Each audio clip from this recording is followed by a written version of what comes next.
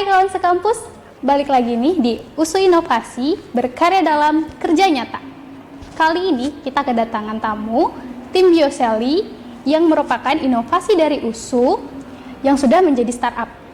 Daripada kita penasaran, langsung aja yuk kita panggil tim Bioseli. Mari Kak, Bang.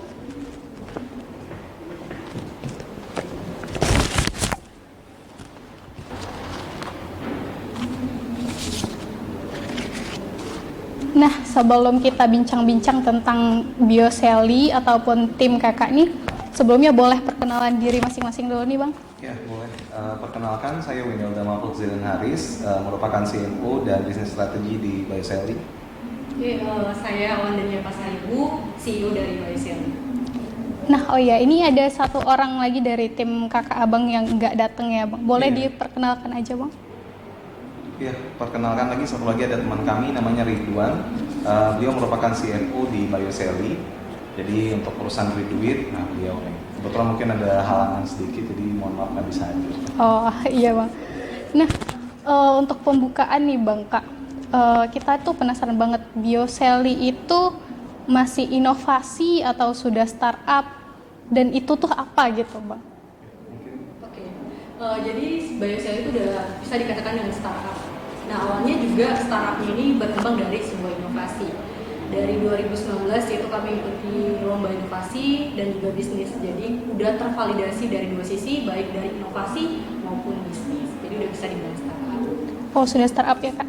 Ini kan inovasi dan sudah menjadi bisnis gitu. Terus latar belakang jurusan abang kakak yang di tim ini kalau boleh tahu ada yang dari bisnis atau gimana nih? Iya, jadi sebenarnya malah kalau bisa dibilang backgroundnya itu nggak semua sesuai sih. Kayak Ridwan, CFO kami itu dari matematika, jadi nggak ada hubungan juga sama perakuntansian sebenarnya. Dan saya pribadi juga bukan dari jurusan bisnis gitu. Saya dari Fakultas Kedokteran Gigi. Jadi memang nggak ada jurusan yang link atau connect sama itu. Tapi ya it's not the reason. Jadi nggak jadi alasan untuk kita nggak bisa menguasai bidang tersebut. Gitu. Karena banyak contoh lainnya yang memang it's not their background, tapi ya mereka capable juga untuk handle. Terus boleh ceritain sejarah panjang tentang Bioseli ini awalnya itu dari tim main atau dari gimana tuh Bang? Oke, jadi awalnya itu ini mungkin ini ya, jadi Wiwin ini salah satu orang teman saya yang aktif banget gitu kan. Jadi awalnya beliau ingin ikut lomba Science Project. Nah beliau mencari teman-teman dari berbagai fakultas. Nah salah satunya saya. Jadi awalnya kami tuh ingin banget tuh ikut Science Project. Nah ternyata ya Win, kita pada tahun itu nggak ada tuh. Sebetulnya di cancel acaranya. Tapi udah mempersiapkan untuk iya, itu. Jadi kan udah diskusi banyak. Nah akhirnya cancel itu gak ada. Dan pada 2019 itu mulai lagi ya mulai ikutin lomba yang kayak Tanoto Sekolah Student Research Award. Nah dari situ awalnya, dan memang awalnya nggak kepikiran untuk bisnis karena kami kan memang awalnya ini awal ya awalnya itu kami tuh merasa anak saintis sejati gitu, nggak ngerti sama dunia entrepreneur sampai akhirnya itu ada seminar dari Cikal. Nah disitulah mulai pandangan kami terbuka. Oh jadi terbuka untuk inovasi ini digerakkan ke bisnis gitu ya. Terus dengar-dengar katanya Biosel sendiri udah live untuk di Shell ya Kak? Iya, kita lagi ikut juga kompetisi di Shell, bahkan itu kayak bootcamp. Jadi alhamdulillah juga kita di sana dikasih banyak sekali mentoring, baik tentang gimana doing the business well, gimana cara untuk buat produk itu bisa dipasarkan dengan luas, ya banyak hal. Jadi makanya memang background kami itu gak jadi masalah juga gitu, karena ya the truth, business is about momentum. Jadi siapapun ya bisa untuk handle. Tapi kalau dilihat-lihat Biosel sendiri udah banyak menangin prestasi dan penghargaan gitu ya Kak. Kalau boleh apa aja yang udah pernah diraih sama Bioseli? Dari inovasi itu awalnya awal sekali itu Tanoto Student Research Award. Dan selanjutnya itu dari Kementerian Pertahanan Sumatera Utara. Dan itu kan inovasi, di bagian inovasi. Nah setelah kami ikuti inovasi, kami rasa mengikuti lomba yang berbau bisnis itu di Swiss Innovation Challenge 2019 di Bali kemarin, juga Indonesian, dan sekarang itu Shell, untuk tetap membuat kami belajar dan berkembang. Oh, terus ada satu lagi nih di DBSNU di Korea Selatan. Itu program seperti apa dan Biosel itu sebagai apa gitu? Iya, jadi alhamdulillah kemarin dari ratusan atau mungkin ribuan ya, kami kurang tahu juga. Kebetulan kami terpilih jadi satu-satunya perwakilan di BSN Korea, dan memang di sana nanti kita akan disuruh untuk belajar pitching, karena nanti goalsnya itu adalah untuk kegiatan eksibisi bisnis di Las Vegas di akhir tahun ini kalau nggak salah. Jadi memang insya Allah akhir bulan ini kita juga akan melakukan pitching, dan harapannya tentu kita jadi juara supaya bisa mewakili Indonesia juga, dan terutamanya bisa memperbesar skala pola pikir growth juga dari Bioseli di kancah internasional. Oh, oke Bang, keren banget ya pencapaian dari Bioseli sendiri. Dan di sini teman-teman usul inovasi, teman dari Bioseli bawa produknya nih. Kalau boleh Kak dijelaskan sedikit tentang produk Bioselinya? Oke, jadi produk Biosel itu bergerak di dalam bidang energi terbarukan, sekalian juga mengatasi masalah limbah. Nah, salah satunya itu yang kami concern itu adalah minyak jelantah. Jadi mungkin teman-teman di sini setelah masak kan, biasanya minyak jelantahnya diapain? Dibuang. Nah, dibuang. Padahal minyak jelantah itu sangat toksik gitu loh kalau misalnya kita buang ke lingkungan. Nah, jadi tim Biosel itu mengolah limbah tadi supaya bisa jadi energi lagi. Nah, salah satunya itu yang ada di sini yang saat ini ya. Nah, produk ini itu adalah sterno penghangat makanan, dan ada juga, nah di sini kan kompor, ada refillnya. Nah, refillnya itu bisa dipakai bersama kompor ini untuk aktivitas memasak, misalnya adik-adik kos yang mungkin nggak mau repot gitu kan, bisa pakai ini, ataupun juga pegiat kemah yang mau camping tapi menggunakan bahan bakar yang ramah lingkungan. Jadi nggak cuma kegiatan campingnya aja yang cinta alam, tapi kegiatan memasak di lingkungannya juga cinta alam. Iya, gitu. benar-benar. Oh, berarti bioselnya itu harus dipasangkan dengan kompor yang ini juga gitu? Kalau untuk refillnya iya pakai ini. Oh. Kalau sternonya pernah nggak prasmanan, makan di prasmanan? Oh, jadi dia selalu hidup gitu? Jadi kalau prasmanan itu kan misalnya kayak ada acara kawinan. Nah, mungkin kita tuh banyak yang nggak sadar ya kalau di prasmanan itu ada penghangatnya. Oh, nah, gitu. Biasanya itu kayak cuma pakai lilin ataupun cuma dikasih spiritus gitu. Sedangkan spiritus itu sendiri nggak safety gitu, misalnya bisa tertumpah. Nah, hal-hal yang seperti itu bisa diatasi dengan memakai sterno Bioseli.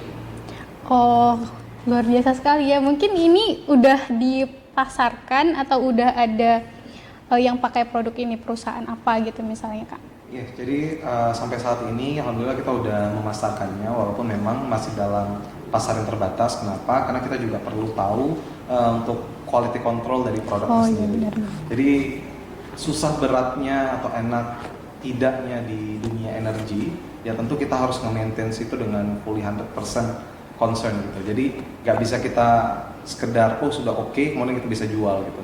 Kita harus lihat juga reviewnya gimana, keamanannya, dan lain-lain yang mungkin minor tapi penting untuk di produk. Dengan inovasi seperti ini, kawan sekampus kita doakan ya, semoga Bioseli ini bisa mendunia dan bisa dipakai oleh setiap orang gitu ya Bang, bisa ditemukan di mana aja. Nah, selain Bioseli ini, ternyata kakak abang kita juga pernah mendapatkan penghargaan-penghargaan di luar dari tim Bioseli. Boleh dong kita kepoin cerita mereka? Mulai dari Kak Owanda, mungkin prestasi atau penghargaan yang pernah kakak raih secara individu gitu Kak. Jadi lomba pertama saya itu di Himadita Nursery, itu saya bawa tentang sensor. Jadi sebenarnya menurut saya semua lomba yang pernah saya ikutin, baik itu saya kalah maupun saya menang, itu semuanya sangat luar biasa menurut saya. Karena dari kekalahan saya juga belajar apa yang kurang dari saya dan apa yang harus saya pelajari. Jadi sebenarnya banyak sih, mungkin banyak, tapi saya juga kadang lupa nih. Saking banyaknya sampai lupa ya Kak? Saya lupa kadang. Nah, itu yang paling berkesan itu menurut saya itu dari Parade Cinta Tanah Air dari Kementerian Pertahanan, karena memang pada saat itu untuk keluar kota aja biasanya kita kan harus tunjukin KTP. Nah, karena memang dari Kemenhannya itu kita bahkan langsung masuk aja gitu. Jadi kayak berasa sultan. Spesial. Nah itu sih, tapi saya lupa. Oh, oke. Berarti yang paling berkesan yang dari situ ya, Kak? Dari situ lah, iya. Kalau abangnya sendiri? Kalau pengalaman lomba sebenarnya saya udah mulai lama juga sih, tapi memang nggak ada hubungannya sama yang ini juga sebenarnya. Kalau mulai dulu SMP Telling Story, SMA masuk ke NSDC, National School Debating Championship. Kemudian LCC Top MPR waktu itu. Di universitas berubah dari debate jadi scientist dikit lah. When you wanna building a startup, you building a team gitu. You're not just building yourself or individuality. Dan kami percaya kalau kita punya expertise yang berbeda. So I respect your knowledge in your knowledge. So I do respect my own knowledge. Jadi saya pribadi keahlian saya itu expertise-nya di bidang business strategy. Saya tahu gimana apa yang pasar mau misalkan, kemudian pembuatan business plan, pitch deck dan lain-lain. Dan saya tahu Wanda merupakan orang yang expertise di bidang saintisnya, ya untuk membuilding produknya dan lain-lain. Dan itu yang kami kolaborasikan. Dan saya rasa itu juga terjadi di setiap startup kayak Gojek. Nadiem Makarim itu bukan coder gitu, tapi dia business strategy ya. Dan gitu juga banyak lagi orang-orang di luar sana. Sehingga ketika ditanya apa yang bisa menyatukan tim, ya karena kita udah punya banyak pengalaman dan dia tahu bagaimana nge-respect saya gitu sebaliknya. Justru pengalaman masing-masing itu yang menyatukan semuanya di dalam timnya. Kalau Kak Wanda sendiri apa misalnya suka duka dalam tim atau pengalaman luar biasa kakak pribadi yang berada dalam tim Bioseli gitu Kak? Oke, jadi sama yang seperti dikatakan Winelda bahwa kita itu harus respect satu sama lain dan tahu bahwa kehidupannya itu bukan cuma ada di startup aja. Oh, iya benar. Jadi seperti Winelda dengan sekolah mudahnya dia, dengan segala aktivitas dan kakak juga. Jadi kalau misalnya ada jadwal ya memang harus diikuti dan kita tuh salah satunya itu memang satu harus menghargai orang lain gitu. Dan kedua kita juga harus sabar. Kalau segala sesuatu itu butuh proses. Gitu. Jadi baik kalah maupun menang itu adalah proses dan juga yang mempersatukan kami itu adalah ya kadang nggak usah terlalu serius banget gitu, maksudnya ya bercanda-bercanda dikit nggak apa-apa gitu. Jadi nggak, sebenarnya kami bertiga ini pun ya orangnya humoris gitu, nggak terlalu kaku gitu, fleksibel aja, santai gitu. Yang penting semua planning tetap terjalani. Oh, untuk segmen terakhir nih teman sekampus, kita boleh minta tips cara bagi waktu misalnya atau gimana biar semangat untuk berinovasi itu terus ada di dalam diri kawan sekampus nih Bang Kak. Boleh dari Abang dulu mungkin. Kalau Abang pribadi ya, kalau ditanya gimana cara supaya terus aktif atau selalu berinovasi dan semangat, ya kalian harus punya goals gitu. Jadi kadang-kadang kita nggak punya mimpi dan kita ngelakuinnya itu kayak mayat hidup. So just doing something but you don't know the goals. Jadi kalian pergi ke kampus, tapi kalian nggak tahu di kampus kalian mau ngapain. Itu yang salah gitu. Nah, bedanya di orang-orang yang udah berhasil mungkin bagi abang yang abang lihat kayak startup-startup yang udah besar, mereka tuh tahu goals mereka apa. Sehingga ketika mereka menjalani hari itu, the first questions come up in my mind itu adalah apa yang harus saya lakukan sekarang untuk dapat mewujudkan mimpi saya di masa yang akan datang. Sehingga keep innovating, terus semangat dan pasti bisa terus. Berarti jalan pertamanya itu adalah menentukan goals-nya dulu ya Bang. Oh, dari kalau ke Anda sendiri nih? Ya memang satu itu menentukan goals itu paling penting menurut saya. Karena ketika misalnya ada cobaan gitu, kita tetap tahu apa sih yang kita lakukan. Dan kedua itu adalah nggak semua kritik dan saran harus kita terima. Menurut saya pribadi, karena gini, ketika kita banyak menganggap bahwa misalnya nih produk kita lihat saingan kita, oh mereka tuh hebat-hebat. Terus ada orang bilang, produk kamu itu kurang ini. Ada lagi yang bilang, produk kamu kurang ini, kurang ini, kurang ini, kurang ini. Jadi kalau kita dengerin semua kritik itu, tanpa, mereka kan nggak lihat, maksudnya apa sih goals kita, dan apa sih semua cerita di belakang. Jadi kadang kalau kita terlalu banyak mendengarkan kritik saran orang lain, terlalu banyak ya, bukan berarti tidak terbuka, itu malah bisa menghancurkan kita sendiri.